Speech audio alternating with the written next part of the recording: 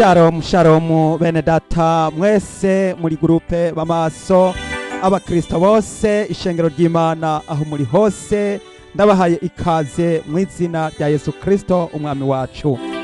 Turagiye kuganira amajambo y'Imana aboneka mu butumwa bwiza bwa Matayo igihimba ca kabiri. Turagiye kurabira hamwe ibijanye n'inkuru zivuga ivyabaye Yesu Kristo amaze kuvuka. Turagiye kuraba ibikomeye uno munsi abantu benshi baraza gufashwa baraza guhezagirwa kuko iri jambo ry'Imana ari jambo rikomeye cyane ririmwo inzozi no kwerekwa no guhishurirwa.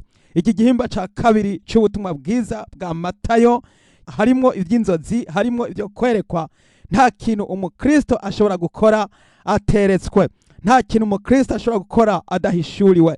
Iyo upfuye gukora ibintu bigucikira ubusa, bicika ubusa. Reka gukora ibintu wibwirije, reka gukora ibintu udahawe urutonde. Na cane cane abakristo, abakozi b'Imana, abantu bakijijwe, mutegerezwa kubanza kubaza irivuye ku Mana ikaba ariyo ibasubiza, nk'uko tugiye kuyibona muri iki gihimba ca kabiri. Rero nguhaye ikaze mwene data, Yesu aguha umugisha. Reka dusenge Imana. Uwera mwami w'abami, data ugororoka, ndagushimiye kuri uno munsi mwiza mu izina rya Yesu Kristo. Ndakweretse mwami wanje umutima wanje n'ubugingo bwanje n'akanwa kanje, ntabari jewe ariko ngwino wivugire, ngwino wikorere mwami, maze umenyeshe abagize groupe b'amaso ubu butumwa bwiza bwavuzwe n'umukozi wawe Matayo. Nanje mwami Yesu Kristo umpe gukoreshwa nawe. Urakoze, ndagushimiye. Amaraso yawe ambonekeko, ubuntu bwawe bumbonekeko mu izina rya Yesu Kristo umwami wacu, amen. Imbere ya vyose nagira ngo ndabibutse ivyo twumvise ejo twarabonye igisekuruza ca Yesu.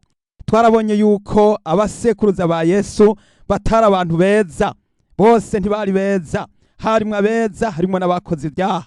Ivyo bigashatse kugaragaza yuko Yesu yaje kubabarira, Yesu yaje kuhagira, yaje kusibanganya ibyaha no kugira ngo ahindure ibintu, kugira ngo abantu abari abanyabyaha bahinduke babe abakristo. Mugiye kuraba amahistware y'umuryango Yesu yavutsemwo, uwo bita Yuda. Uyuda yarongoye umukazana wiwe uwo wita Tamari. Twarabonye kandi uwo n'umuryango wa Yuda. Twarabonye kandi Rahabu yuko yari umusambanyi w'imaraya ruhebwa. Nuko rero twongera kandi twarabonye kandi yuko umwami Dawidi ariwe mwami akivugwa na bugingo n'ubu mu Bisirayeli, yuko yari umwicanyi wa ruhebwa, yishe kugeza aho yica umugabo kugira ngo acure umugore w'abandi. Ariko no kuvuga yuko turabona yuko ariho habaye inkomoko muri Yesu Kristo, ariho yavutse. Uyu rero uru n'uruvyaro rugaragaza inkomoko ya Mariya. Mariya akomoka aho nyene. Aha Matayo yatuzaniye inkuru y'inkomoko ya Mariya, kubera yuko ubutumwa bwa Luka butubwira inkomoko ya Yosefu, ariko imvugo ya Matayo yisunze umuvyeyi Mariya, mu gihe cy'uko Luka nawe yari yisunze umuvyeyi adoptifu ariwe bita Yosefu, ariwe yari umugabo wa Mariya. Ikindi kandi mutoye kwibagiza nuko tutokwibagiza yuko uyu Matayo ariko aratuzanira izi nkuru ntabwo yari umuntu mwiza, yari umutoza kori, kandi muzi ko umutoza kori yari kivume, ntiyari yemewe mu Bayuda. Turibuka n'igihe Yesu yamuhamagaye amusanze aho yicaye ariko aratoza ikibuguro, haramubwira ati nkurikira. Uyu Matayo amaze kumuzimana, aho hantu hateranira abantu b'abanyabyaha b'abatoza kori, abantu bahebwe, abantu batakirangwa mu Bayuda, abantu baruhebwa bibicibwa. Maze rero baca Yesu baramunegura bati ni kubera iki uriko urasangira n'abanyabyaha, n'abatoza kori n'abanyabyaha? N'uyu Matayo nyene yararimwo. Ariko Yesu arabwira ati abakomeye ntaco bagombera umuvuzi. Mwene data, uyu Matayo ariko aratubwira ibi, yari umutoza kori, yari umunyabyaha waruhebwa, ariko raba Yesu yaramugiriye ubuntu. Rero uno munsi ndagira ngo tubandanye rero twinjire muri iki cigisho c'uno munsi. Ndagira ngo mwene data dusome ano majambo.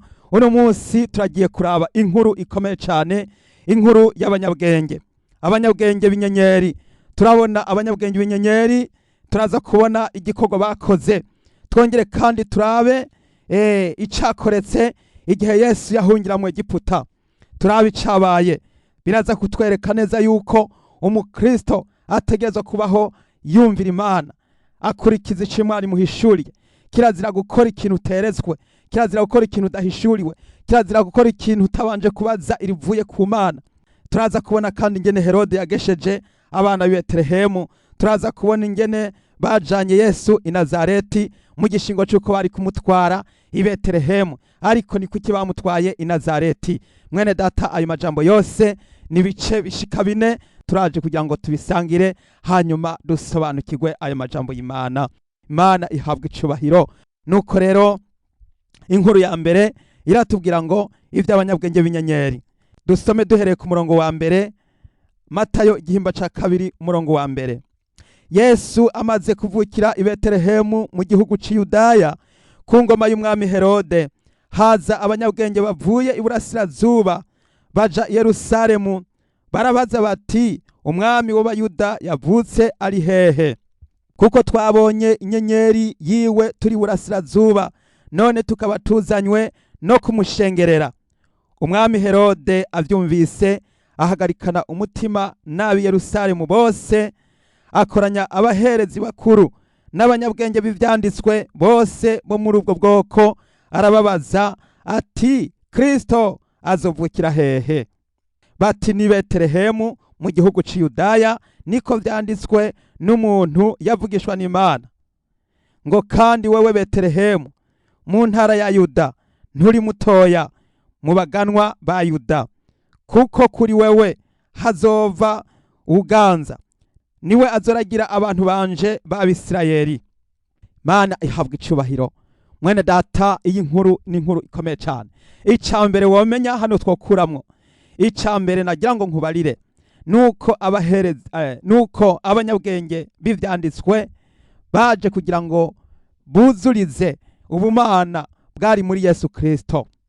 Aba bantu bari abantu bakomeye, bari abantu bubahitse, no kuvuga yuko bazanywe kugira ngo buzurize ubumana yuko uyu muntu avutse ari Imana, kandi yongere kandi akaba umuntu. Yari umwana w'Imana. Yesu Kristo ari umwana w'Imana. Aba banyabwenge b'inyenyeri barahishuriwe. Nagira nkubwire yuko kugira ngo witegure gusanganira Yesu ugomba kuba umunyabwenge. Nagira ngo mbwire umukristo wo muri groupe bamaso kutegerezwa kuba umunyabwenge. Ntabwo ushobora gusanganira Yesu utari umunyabwenge. Ntabwo ushobora kumenya ko Yesu agiye kugaruka utari umunyabwenge. Twibuke wa mugani w'inkumi 10. Inkumi 10, 5 bari abanyabwenge, bandi 5 bari bijuju. Kuko ntushobora gusanganira Yesu uri kijuju. Ntushobora gusanganira Yesu wama muri vya bindi gusa. Birashakirwa yuko uva muri vya bindi utangure kuba umu intellectuel, utangure kuba injijuke, utangure gutohoza, utangure guperereza, umenye amakuru y'ijuru, umenye ibigiye kuba, umenye nkuko abisi bakumenya za meteorology, bakamenya ngo imvura iragwa canke izuba riraka, canke ngo harabe igitutwe, canke ngo harabe igipfungu. Niko n'umukristo ategerezwa gukurikirana amakuru. Utegerezwa kwama ukurikirana ivyanditswe akadome ku kandi, niho uzoshobora gusanganira Yesu. Ndagira ngo mbabwire yuko ibi bintu by'agakiza ntabwo ari ibintu bishobora kugusangaho gusa wicariye.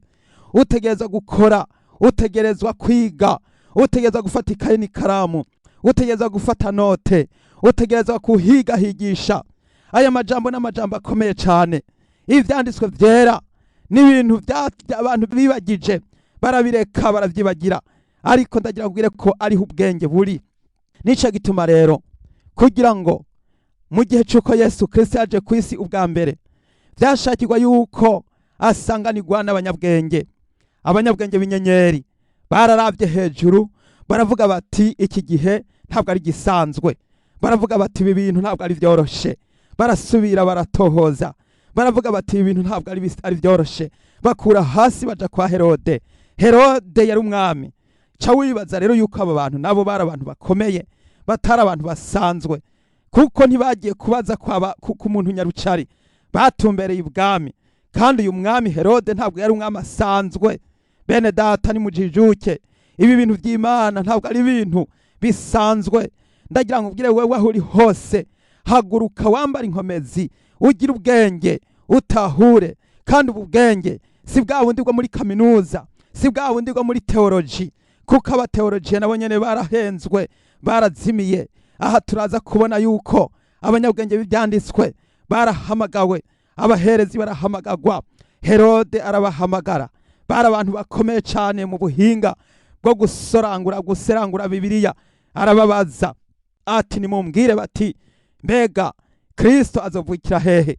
Byumvikana yuko muri ico gihe abantu bose bari biteze ko Kristo ategerezwa kuza kandi ko azoza koko. Ni nk'uko uno munsi abantu benshi bazi ko Kristo agiye kugaruka, ugasanga abantu benshi baguma bafise ubwoba bibaza ngo antikristo ngo azoza, ngo kuri ubu ngo yaraje, ngo ageze hehe, ngo none ngo kuri ubu, bagakora amakomantere kuri antikristo, ariko bakibagira ko Kristo ari we ategerezwa kuzoza kugira ngo azane ingoma. Antikristo ntashobora gutera ubwoba umuntu n'umwe, ntabwo ashobora gutera ubwoba umuntu n'umwe, kuko dutegerezwa guhagarara nk'abanyabwenge maze tukama imbuto zibereye kwihana. Yahise icoma aba bantu bose bari muri groupe b'amaso bohaguruka bakamanika amadarapo y'ibendera ry'Imana. Boraba ukuntu duhagurukira rimwe tugatsinda tukanesha. Ese icoma isi yose igahaguruka iketegura gusanganira umwami Yesu. Woraba ukuntu umwami wacu Yesu Kristo ataza asanga isi ishajije yiteguye kumusanganira. Bishaka abantu bafise ubwenge, bishaka abantu biteguye. Mwene data nimujijuke, nimutahure, mumenye yuko kugira ngo usanganire Yesu tegeza kuba umunyabwenge. Matayo ashatse kutwereka yuko umuntu wa mbere yabanje kumenya yuko Mesiya yaje mu isi n'abantu b'abanyabwenge. Haleluya! Ijambo ry'Imana rivuga ngo usoma niyubare. Mwene data, ibi bintu ntabwo ari byoroshe. Bishakirwa kumenyekana ko abanyabwenge aribo basanganira umwami wacu Yesu Kristo. Nukuvuga ngo ubwo bwenge si bwa bundi bw'ubwenge buturuka mu butunzi, buturuka mu mashuri. N'ubwenge umuntu avuga ati byanka bikunda ndahigisha ndashakisha. Hariho umuntu afise Bibiliya ugasanga asoma kajya karongo kamwe agaca yugara. Ivyo guhigisha nta birimwo, ivyo gushakisha nta birimwo, ivyo kugira ngo arondera ataba abantu ndabahige hehe muri iki gitabo ndabasome menye amakuru yabo nta birimwo. Yiyicariye ngaho gusa. Mwene data nimuhigishe musome muri Bibiliya.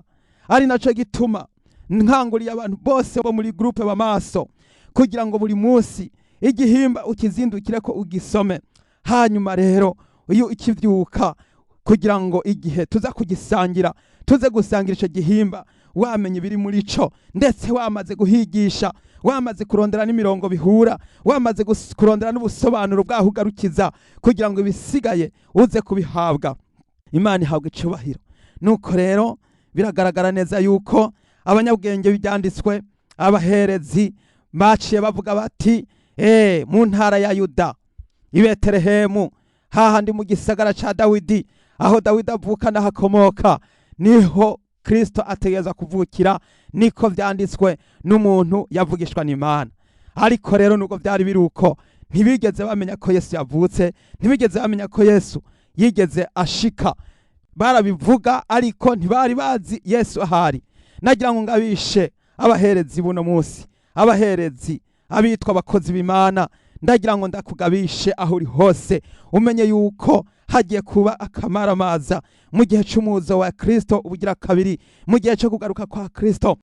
Yesu Kristo aragomba ko abaherezi azosanga abaherezi aribo bamwiteguriye. Birashakirwa yuko abapastori aribo bagomba kumwitegurira. Birashakirwa yuko abarongozi b'amashengero aribo bategeza kumwitegurira, kuko nibo babizi vyiwe cyane, nibo babizi. Nimureke kubita, nimureke kubica ku ruhande.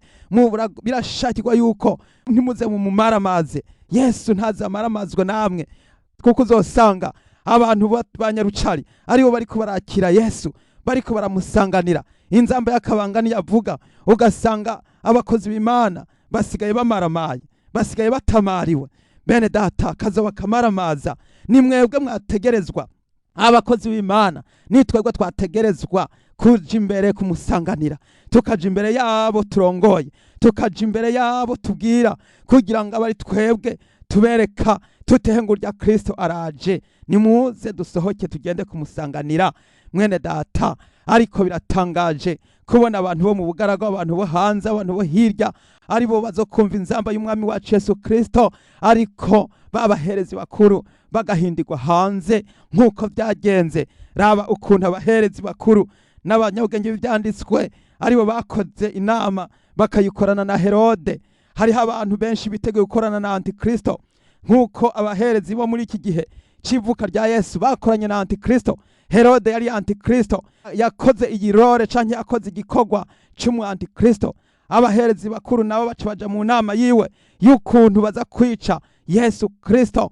Mwene data, uno munsi hari abantu benshi bamaze gushigikira ibimenyetso vya corona, ibimenyetso vya Antikristo, ivya bimenyetso byo guterana udupfunsi, byo guterana udukokora, aho kugira ngo baramukanye nka Paulo na Petero ngo yango ivyo byari vya kera, ngo ubu twahinduye, ngo ni guterana udukokora, ngo ni guterana uduhaya. Ugasanga bagiye imbere y'abantu bariko barabereka ingene bahana amacense, bagira vya bindi vy'amajini vy'abadayimoni, vya bindi vy'ibirara. Ugasanga nibo bariko barabikora, kandi bategereza guhagararira ubukristo, bategereza guhagararira ijambo ry'Imana. Ubu nibo bariko baraja imbere y'abantu bababwira bati nimwege mutegerezwa, bati ni twebwe abakristo tutegereza kwicancisha ubwa mbere na mbere. Ugasanga aho kugira ngo bizere Yesu, nibo bariko barigisha bigisha abakristo babo ngo nimwege ngo mutegerezwa. Ugasanga mbere ariko aravuga ngo yaramaze kugwiteza, ngo rwa rushinge ngo yaramaze kugwiteza, kugira ngo abikunda zimize n'abakristo biwe bose bagende baziteze. Ivyo byose biriko biraba muri ibi bihe, ariko hahirwa uba maso akamesura imvune ziwe kugira ngo ntagenda amenya. Mwene data, reka dusome igice kitwereka ukuntu inzozi guhishurirwa no kwerekwa umukristo yateretswe azimira agapotera agata umurongo. Kubera ivyo byose birimwo birababako, kubera batumvira Imana. Uw'Imana ikundi bimuhera mwitiro. Nagira ngo mbwire umuntu wese wo muri gurupe b'amaso ahishurirwa akerekwa, ukwiye gusobanukirwa izo nzozi. Nimba utazisobanukirwa, hamagara kuri za nimero tubaha maze tubasobanurira izo nzozi. Umukristo agomba guhishurirwa, agomba kwicara yerekwa, agomba kubwirwa. Reka dusome aya majambo maze twumve duhereye ku murongo wa 13. Bamaze kugenda, umumarayika w'umwami Imana yiyerekera Yosefu mu nzozi, aramubwira ati vyuka ujana umwana na nyina uhungire muri Egiputa, ugumeyo gushitsa aho nzo kubaririra, kuko Herode agira arondere umwana ngo amwice. Ahenga mwijoro aravyuka ajana umwana na nyina aja muri Egiputa, agumayo gushitsa Herode amaze gutanga ngo ivyo umwami Imana yavugiye muwavugishwa nawe bishike, ngo nahamagaye umwana wanje ngo ave muri Egiputa. Haleluya. Mwene data, ndagenda kubwira akamaro k'inzozi, ndagenda kubwira akamaro ko guhishurirwa. Haleluya. Yesu Kristo mwivuka ryiwe yavukanye n'ingabire zidasanzwe, yavukanye n'umuvuduko wo gusukwa ko kumwe yera kubamwakiriye bose. Nico gituma ibi biragaragaza neza yuko uwizera Yesu ategerezwa guhishurirwa, uwizera Yesu ategerezwa kurota inzozi, uwizera Yesu ategerezwa kubwirwa amabanga y'Imana. Ijambo ry'Imana rivuga ngo ntaco nzokora ntabanje kwibira abasavyi banje mvugisha. Mwene data, hariho abantu bagihakana ivyo guhishurirwa n'ivyo kwerekwa, ugasanga ntaco bibaneze, ntaco bibabwiye. None ndagira ngo ndakubaze, iyo Yosefu yahakaniza inzozi akavuga ati ntaco bimaze, turabona yuko aha hantu Yesu bari kuba bamwishe, bari gucamwica iyo adaca abanguka ngo yumvire izo nzozi. Uyu mwana Yesu yari kwicwa, ariko umumarayika araje aramubwira ati vyuka n'ingoga ufata umwana na nyina muhungire muri Egiputa. Mu nzozi harimo agenda, harimo urutonde, harimo gahunda, harimo amerekezo. Haraho urota inzozi ugasanga ziko zirakwereka icyo uzokora. Nico gituma nagira ngo mbwire abakristo bo muri groupe b'amaso aho muri hose, mutegerezwa kubaza Imana imbere y'uko kugira icyo ukoze, imbere y'uko uza kugira ibyo utanga, utegereza kubaza Imana. Ari naco gituma nagira ngo nsabe umukristo wese wo muri gurupe b'amaso, imbere y'uko uvyuka urangije gusenga cusoma Bibiliya, imbere y'uko uja kugira icyo ukora ubaze Imana mu ijambo ry'Imana, maze rero Imana igusobanurire ikubwire ibiri muri ajya majambo, hanyuma ugendane n'ijambo ry'Imana. Nagira ngo ubwire umuntu yazindutse asoma Bibiliya, uwo munsi yirirwa avuga neza, uwo munsi yirirwa yumvira neza, uwo munsi yirirwa avuga neza, yirirwa agenda neza, uwo munsi yirirwa hezagiwe. Kandi nta kibuza Imana itagusobanurira. Mbere iyo umaze kwegera Imana, haragera igihe no mu ijoro Imana ikaza ikakwegera ikakuganiriza, nk'uko tubona Yosefu byagenze. Baragiye baja muri Egiputa, bamarayo igihe, hanyuma no kuvuga biragaragara neza ko bongeye kwerekerwayo kandi izindi nzozi bari muri Egiputa. Hanyuma rero barabwirwa yuko wa muntu yashaka kwica umwana yapfuye nawe, maze ati nimusubireyo.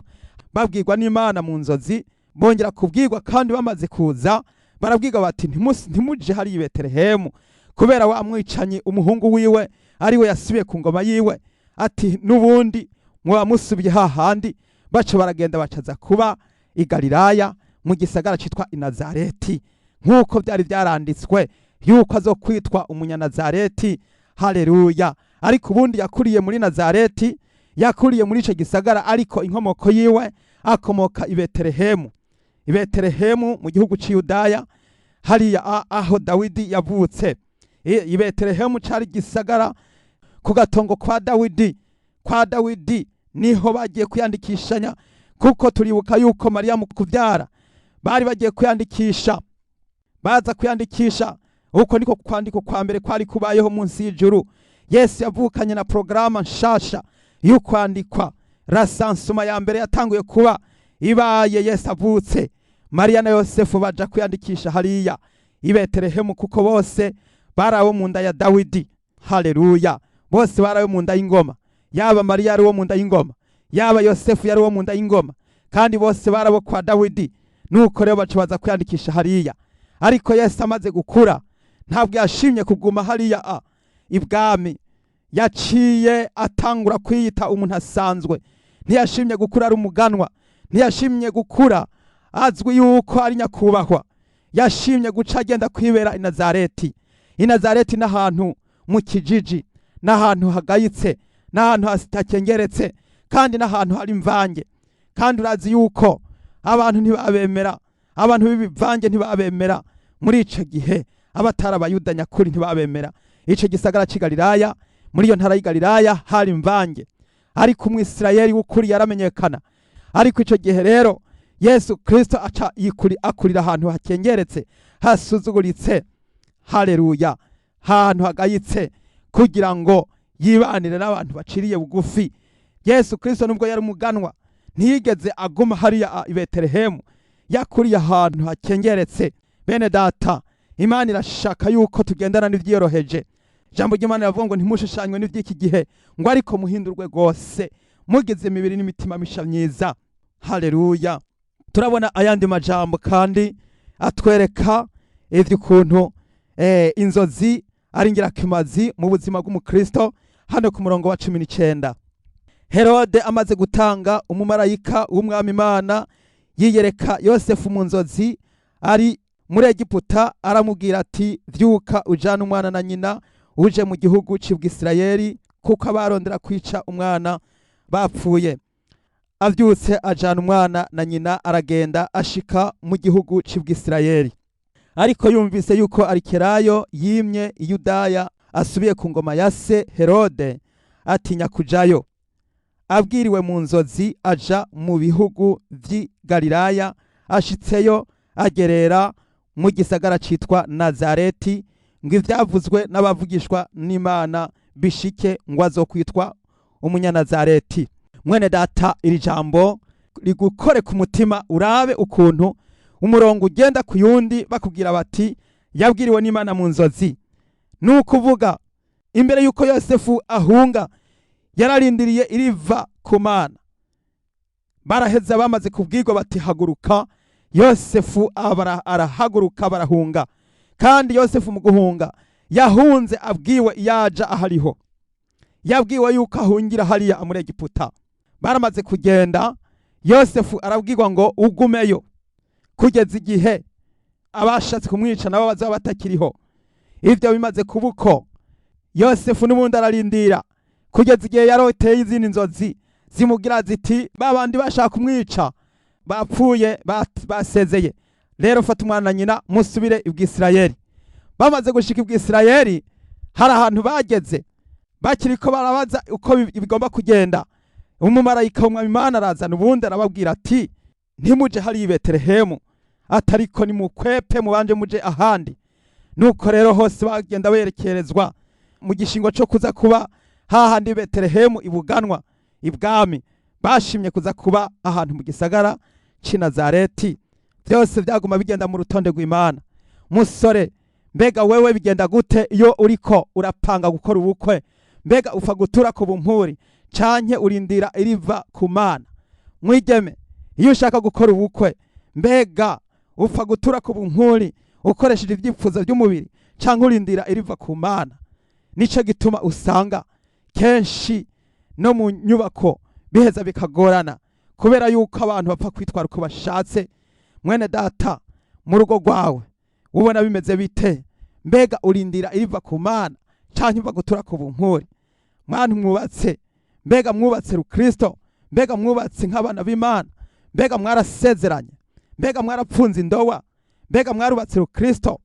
Mbega ubwo nta bibazo biriko birabazamwo byo kugira ngo mwice amasezerano mwahanye? Ni ikibazo cawe kugira ngo ubanze utegereze urindire iriva ku Mana.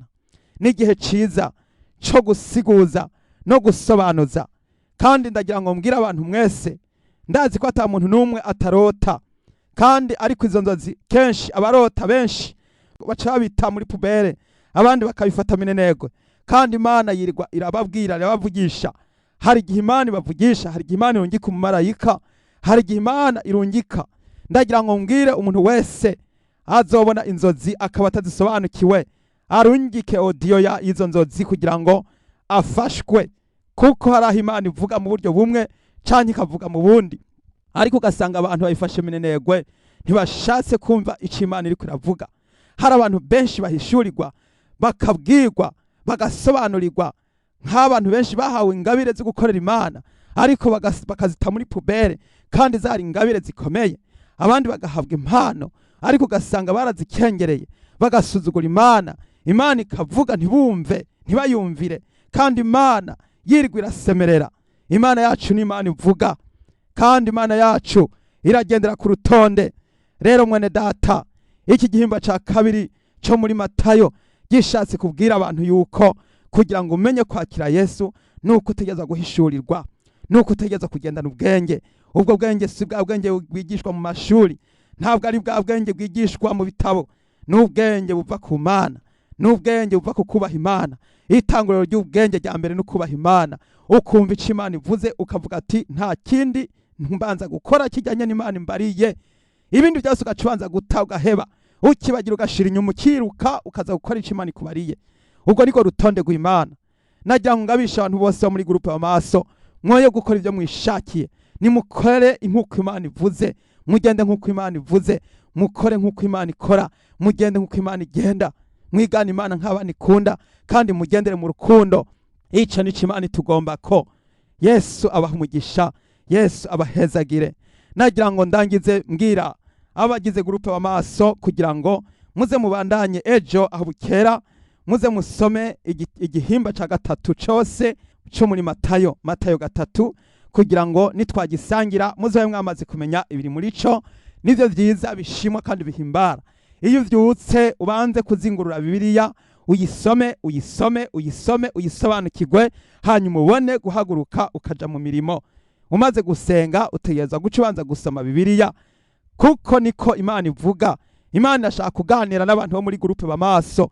Imana irashaka yuko mwuguruka, mube maso, mwikangure, mwubaha Imana, mwumvira Imana, mugendere ku rutonde rwo mwijuru, mureke kugendera ku ntonde zo mwisi. Ivyo byo mwisi bizobagirira nabi, bizobayovya, bizobazimiza. Nimuhindukire mugaruke murabe Yesu Kristo, hanyuma mwitegure, kuko Yesu Kristo agiye kuza gutora ishengero ryiwe. Birakwiye ko abantu bo muri groupe Bamaso muzoba ba mbere mu kumusanganira.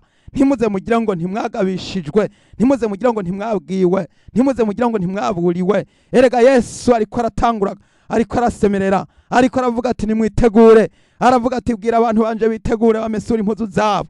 Nawe utaramesura, mesura, itegure, ugire vuba, wikazanure. Yesu agiye kugaruka, Yesu ageze ku bicu, Yesu ariko arashaka kugira ngo aguhamagare nawe, aze kugira ngo nawe witegure, arashaka kugira ngo aguteguze nawe. Wewe utaritegura, wewe ukiri mu zasabwe, wewe utaramara gutunganya ibyawe, Yesu agiye kuza kugira ngo atware ishengero ryiwe, atware abera biwe. Reka dusenge Imana muri kano kanya, dushimira Imana iri jambo ryayo ryera. Yesu ni mwiza, Yesu ni muzima, nuko dusenge mu izina rya Yesu. Data wa twese, mwami w'abami, ugira neza, ndagushimiye ndagukengurukiye cyane kubwo ubutumwa bwiza mwami, budukangura, butwereka, buduhishurira ingene tugomba kugendana n'urutonde rw'Imana, tukagenda ku rutonde rwo mu ijuru, tukagendera kuri gahunda zawe mwami. Ndasabiye umuntu wese wo muri gurupe b'amaso afurura ingabire ziwe zaryamye, ingabire ziwe zifurugwe mu izina rya Yesu. Ingabire zo kwerekwa, ingabire zo kurota inzozi z'Imana, ingabire zo kuvugishwa, ingabire zo gusobanukirwa no gutahura ivyerekanywe. Yesu Kristo, abantu bo muri gurupe b'amaso bahumuke. Humuka wewe musore, humuka wewe mwigeme, humuka. Yesu araguhumuye, ni wongere kubona, wongere kubumva muri gurupe b'amaso. Nimuhumuke, mutangure kwerekwa, mutangure guhishurirwa. Ngo ishengero ritagira uguhishurirwa ryitwara uko rishatse. Iyo umuntu agenda adahishurirwa yitwara uko ashatse. Nisho gituma abantu benshi bisuka mu binogo, bakita mu nyenga, ugasanga bapfa kugenda uko bashatse, kubera yuko badategereza irivuye ku Mana. Harageze yuko muhumuka, harageze yuko mutega amatwi Imana ikavuga, harageze yuko Imana ibabwira namwe mutega amatwi, harageze yuko mwumviriza. Nimuhumuke. Humuka yewe mukenyezi, humuka nawe musore, nawe mwigeme, humuka maze amatwi azibuke, wongere kumva Imana iriko iravuga. Imana ashaka kugukebura kugira ngo ikugorore, igusubize mu murongo, igusubize ku rutonde rwayo.